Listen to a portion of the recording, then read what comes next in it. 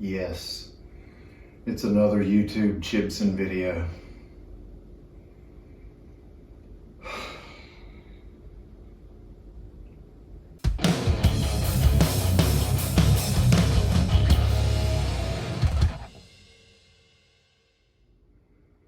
Okay, so before I get into this one, I'll give you my little bit of history on Chibsons. Back in the 20-teens, sometime back when we all first started really hearing about Chibsons, and we all started being tempted by them, and I mean, because, you know, they made them look good and the prices, and I mean, they're cheap, and so I was curious enough to buy two of them. I bought two, and I'll put the pictures up here. And one was like a Les Paul custom silver burst, you know, fake. And the other one was like a, you know, tiger burst flame top, you know, some kind of historic like R9 reissue type copy that, you know, they both were, said Gibson, looked real. They were beautiful. They both were beautiful.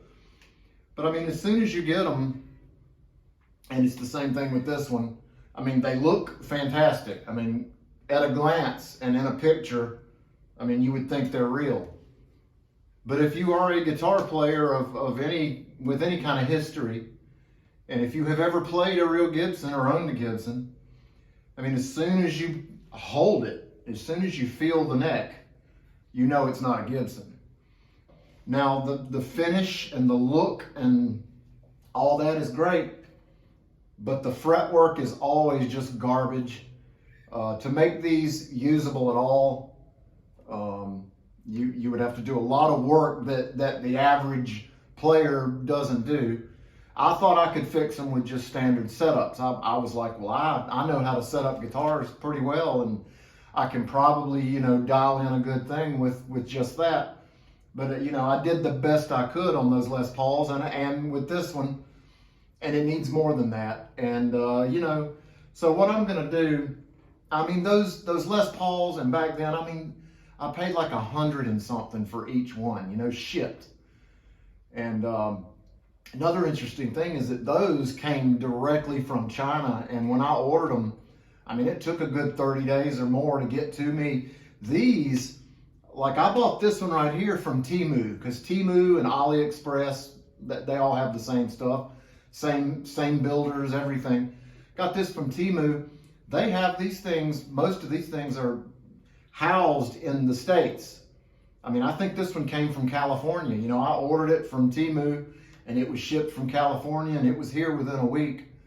So, you know, they already have them shipped over here from China, and they hold them somewhere until they sell them. But a standard setup won't cut it. I mean, at the very least, I'm going to have to do a level and crown. That will probably get it. Worst case scenario, completely refret it, which I myself have not done a refret, and I'm dying to. I'm just lacking a few of the tools that would be needed. I really want to, and hey, this may be the one. You know, when you're comparing it to a Gibson, you always have to go back to that price, because you're like, is it anything like a real current Gibson Flying V? No, it's not. But a brand new Gibson of this guitar is $3,000 as of this taping. 3,000 bucks.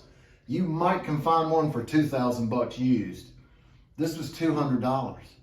And I mean, it looks the same. So if you could get it playing good, I mean, $200 and you got a good playing, good looking white Flying V. But there are some really bad wrong things with this one, and I'm going to show them to you when I get it over here to the bench. One thing, while I'm holding it here, I don't know if you can see this, but the headstock is kind of cut crooked. Like the way this is and this is, I can see it from this side. You see that? Can you see that? Like the headstock is not cut well. I've been thinking about painting the face of that black anyway, because I like the look of that on a V better. Maybe that'll help that. I don't know if you can see that, the way that is, it's sloped. That one has more of a curve and that doesn't. So that headstock is not cut right.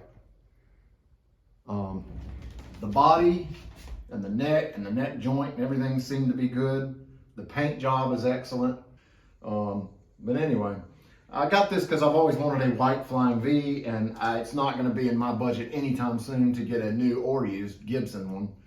So I got this one to see how bad it would be, and how much it would take to make it be decent. Because if I can make the thing be decent, you know, I'll be happy with it. But we got to see, because I don't know. And there's a fundamental problem here that I'm going to have to fix, but I'm going to show you that when I get to the bench. But I'm going to have to do a lot of work to get this action where I want, and I'm about to show you that right now.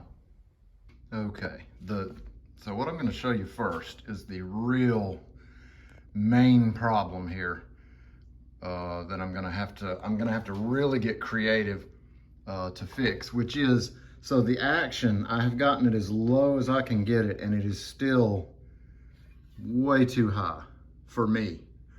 I don't like action anywhere near that high. But see, the problem is this. That bridge is slammed down as far as it will go. That is as low as that will go, and I've still got the action like that. I have also adjusted the truss rod. The truss rod does work, so that's good. But I have adjusted the truss rod and gotten the neck flat.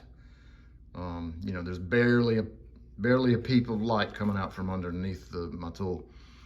So the neck is straight, and that's slammed to the body as low as it goes, and the action is high. So that means the neck angle is not right on this thing. But what I'm going to do right now is, because of things I would change on this guitar, the pickups are awful, as you would expect. The pick guard material is the single ply, which I hate. It is up on that too. So I would want to get the triple ply truss rod cover and pick guard. I like the top hat knobs with the silver tops on a V. I don't really want the speed knobs on here. So there's stuff I would change. Pickups, knobs, pick guard, you know, cosmetic stuff, really. I got to do something about that. And then with this, I'm thinking, you know, I may use my rocker and try to spot level some stuff. But I really think this neck is going to need more than that. So, I mean, at least, I may have to do a leveling crown. Anyway, so we'll go to that. Okay, well, this was really interesting. I got the strings off, and I took the tuners off and the truss rod cover and stuff. Got the screws out of the pick guard to try to kind of see what's going on under here. And well, not only the pick guard went over where the tailpiece thing is at, and they had to shave around it, which I don't know if that's how that is on a real Flying V. I'm gonna have to go look at some pictures. But they cut the holes for this pick guard and then put the inserts on top of them, and the inserts were holding them down, holding the pick guard down. And see, this one is still, see? Same way. And I mean, I know Gibsons aren't like that. They would cut that hole around that. You know what? I'm going to do that too. Well, I would get a new pick guard for this eventually anyway. But if it was going to be like that, I would just take a step bit and widen this thing out until it goes over these. But what I did with this one, and it came right out because there was hardly any. So I put this spacer. I think you can see that spacer and a washer, and then I just take the original post and put it in there, and then take it like this with a flat head, and so you just screw it out and it'll just pull that insert right out. See, like that. And that's how that kit works. I don't know where I saw something online years ago to this effect. I don't think it was with these exact parts, but see, and there you go with that, and it came right out. Now the pick guard will come off. And these I'm not going to take out because they're not in the way. Matter of fact, that one is not even hammered all the way down in. This one is. I'll probably try to see if I can't. I mean, the hole might not be deep enough there, and I'm going to go around and show some of this. Like, wow. Okay. All right, I'm going to do that, and I'm going to give you some really good views of this stuff. Okay. got my phone handheld now. I just wanted to show y'all the horrors inside of here. Like, look at the routings for the pickups. I mean, look at that. You can tell where they started with a drill and just kind of made some holes, and then, I mean, this was not like on like a table router. This looked like it was just routed out by hand, just on the fly. Like, look at that and that and that. See, that's where they just drilled some big holes. And there was, look at that. Can you see that? How rough that is? Yeah. And I don't know what kind of wood that is, but this guitar with everything out of it is super light now. But yeah, see that? And there was tons of like sawdust and wood pieces and all in here. Like, they didn't even take the time to blow this out or clean it out. They just left the trash all in it and then put the pick guard on it. That's what that looked like. That's where the neck tenon is. I don't know if that's what that's supposed to look like. Anyway, this is horrible. This is really horrible. And the electronics, and see, look how these holes were drilled. Look at that, look how rough that is. And like I said, they drilled these holes and then they put the inserts over these. The electronics are about what I expected. The little tiny cheap pots and the cheap jack and everything. And these pickups, I've seen pickups like this before in my cheaper Ibanez's over there, where it just says B on the bridge and N on the neck. They don't sound good. They're not very hot. You know, they're just weak, and you know, I'd replace that anyway. But yeah, that's how I basically wouldn't use any of this. So that's why I just took it off in one piece. Anyway. All right, let's get to work. Okay, so on this Flying V thing, and like I explained in the earlier clips, you know, the goal, I have to be able to get this bridge to be lower than it was. And what we had there, you know, that was the insert, and you've got to account for this thickness of the lip of this insert. You know, there's also the little lip of the bolt as well, like that little lip. But the goal, you know, so and the way they did it, it was so stupid. It was like they did it like, I got this spare piece of pick guard here just for a reference of thickness. But you know, they had it, well, I don't want to push that all the way in there. But anyway, they had it where the lip of this, I'll try to show you, was like that. So it was raised up by that much already. Then you had that lip of the insert. You know, so if I could eliminate that, and I'm going to buy a new pick guard, and when I get the new pick guard, I will make sure that the holes are, or the hole is big enough to where everything can go through, where it's not pinned down by the insert. But I'll have the bridge completely flushed down onto the pick guard. I'm gonna do that, and then I'll be back and show you where we're at. 2,000 years later. Okay, but seriously, it's been like a month, almost to the day, since I made those clips you saw a minute ago. Because I was working on other things, and I knew I would just get to this when I had time, and I did it slowly. I would do a little bit and then work on something else, and then there was a few parts I got to put on it. But so basically, I have some conclusions to come to. I've watched lots of Chibson videos and Chinder videos on YouTube, just like if you're watching this one, then you've probably watched a bunch of those too.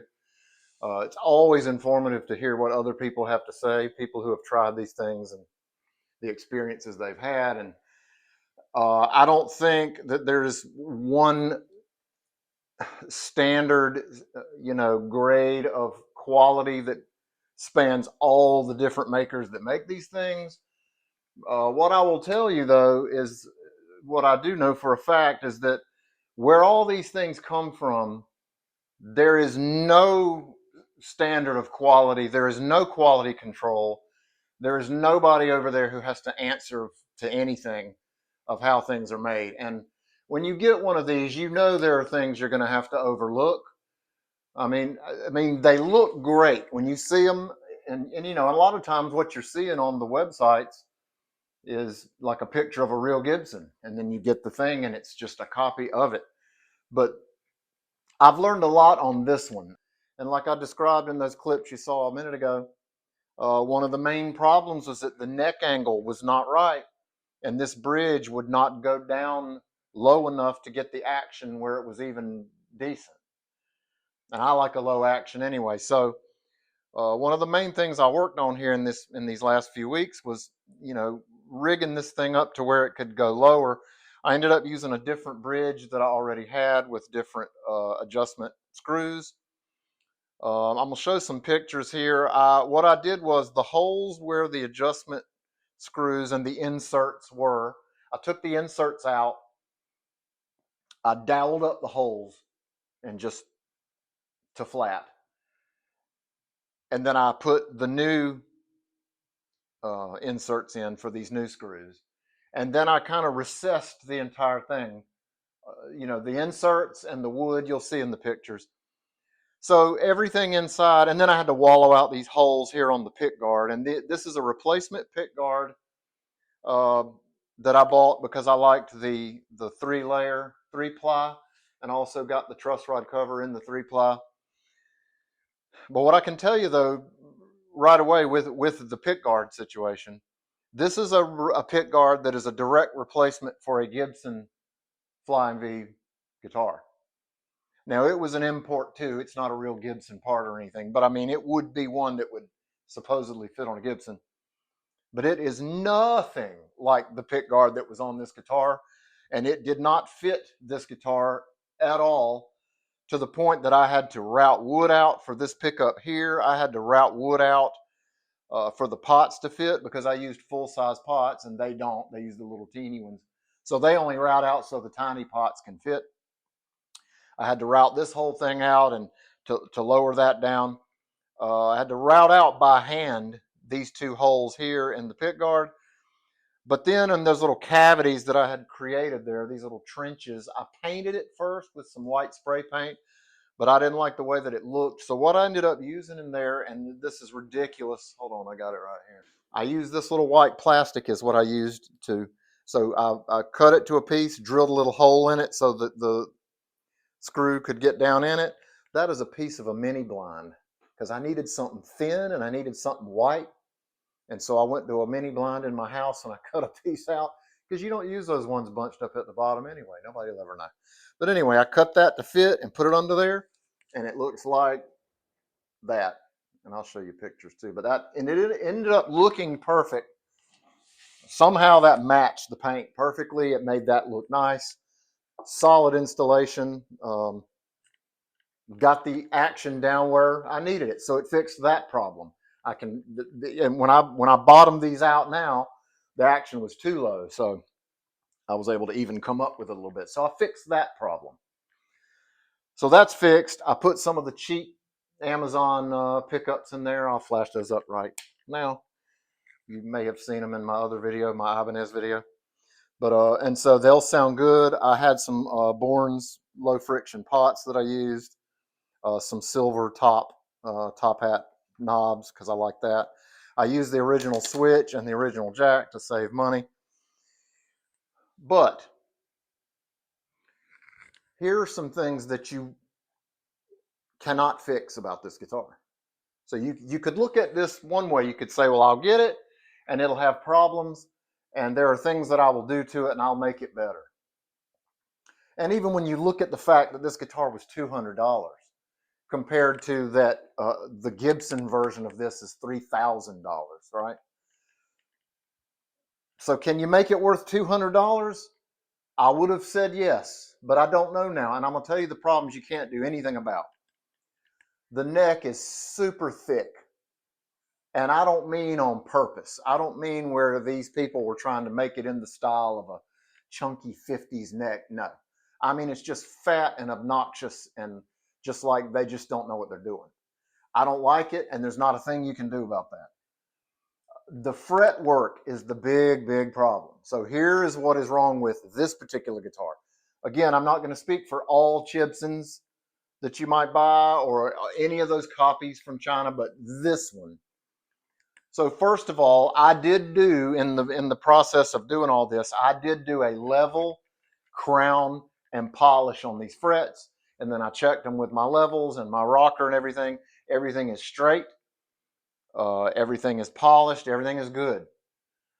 The neck is straight. I checked it. The truss rod works, and I'm able to get the neck straight, and the frets are worked as best as they can be.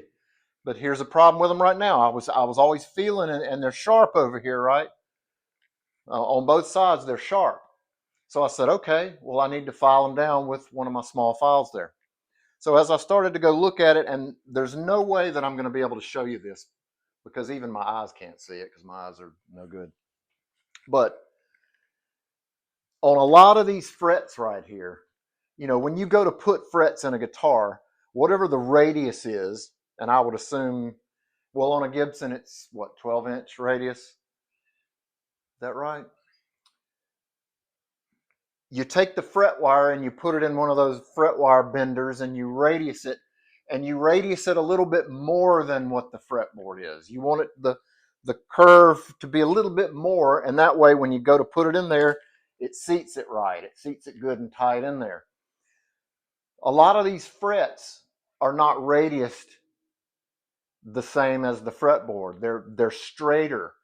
So some of these that you feel that are sharp, it's not so much that they weren't cleaned up well, it's that they're actually sticking up. Like there's a gap underneath the fret and the fretboard. And I don't know of any way to fix that. I mean, you can hammer it all you want, but if the fret is not radiused right, you're not going to hammer that in. You'd have to take it out and rebend it. So to fix that properly, that problem with the frets, because there's another problem. To fix that, you'd have to refret this guitar. So I am not at a point where I have the tools yet to refret. I hope to get there in the future. They're very expensive, and so you kind of get them a little bit at a time. But I will eventually do that. So I could do that and just refret this thing, get some big old jumbo wire and fret and all that. But here's another problem that I just discovered last night, or day before yesterday. So like I said, I got the neck perfectly straight. I set the intonation perfectly. The intonation is perfect. I can get every string on the tuner perfect. I can check its intonation at the 12th, and it's perfect. But then as you go playing bar chords up very lightly, because that's always a test I do on all the guitars. I set the intonation, and then I start doing some chords, all full chords, all the way up and down. A lot of stuff is out of tune all over this neck. So neck is straight, strings are perfectly in tune, intonation is perfectly set, but stuff's out of tune on the neck. And now what that says to me, what that says to me is that the fret slots in this neck are not cut exactly right. A lot of these frets are not exactly in the right spot. So even if I were to go to the trouble to refret this, or if you didn't know how to do a refret and you were going to pay somebody hundreds of dollars to do a refret, you'd get it back and it would play better maybe, but that stuff it would still not be in tune. If these are not cut right and these frets aren't in the right places, I don't know how you fix that. I don't know that there is a fix for that. I don't know that even the best luthier would be able to fill the slots in and recut them, replace the entire fretboard. Nobody would. I mean, already we are into a realm that like nobody would or should do to a guitar of this quality. You know, I mean, it did simply, even if you're doing the work yourself, it ain't worth it to do to this guitar. Even if you're doing the work yourself and you're not paying anybody for labor, the parts and then the hours and hours and hours and hours of work you're going to do to get this $200 guitar to play like a fat-necked $200 guitar. I mean, you could do all this work to this and it's still going to play like the worst Squire you've ever held. And that's the thing.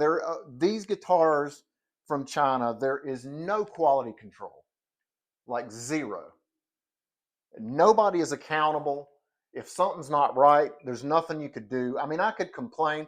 I bought this one from Temu, but at the time I was looking on Temu and AliExpress, and eBay has them, and it's all the same.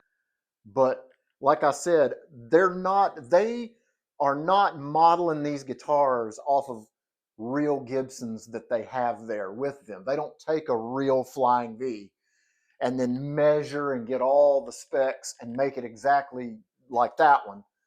They just make it to kind of look like what they think that thing looks like. Because like I said, this pickup, and on the old pick guard, it was way up and like everything was not where it was supposed to be. The headstock, which I painted black, by the way, I just like the way on this style V, I just like the black on the top. So I painted it. But this thing is, I don't know if I can adequately even show it. Do you see how crooked this part is cut? And these, and like where the tuners are? I don't know that you can even really see how horribly crooked and lopsided and just terrible that headstock is. And again, what can I do about that? I can't do anything about that. The gigantic neck, can't do anything about that. The frets sticking off the sides and being sharp, you can do something about that. You could refret this. But if you do that, are they going to be in the right places? Are your chords going to be in tune? I mean, I can tune this thing perfectly. Check the intonation, it's perfect. I can hit a 3-note bar chord and it's out of tune. Some of them, you know. So what are you going to do about that? Fill in the slots and then recut the slot? No. I know how tempting this is. We've all done it. We've all gone and looked. No matter what your stand is on whether it's right or wrong, and whether it's ethically right or wrong, and you know, however you feel about that, everybody has their own opinion on that. I'm not even talking about that in this video. What I'm talking about is, should you take a chance on one of these?